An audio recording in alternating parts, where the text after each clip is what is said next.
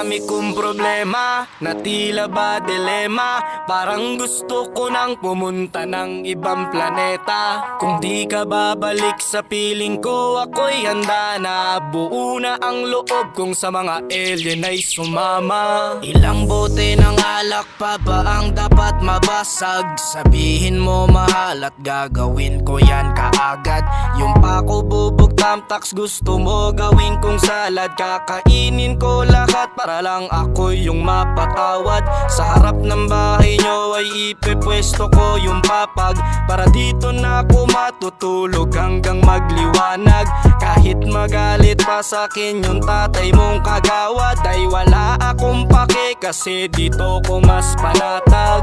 Buti na lang meron pang MP light, sunlight, tsaka Marlboro light.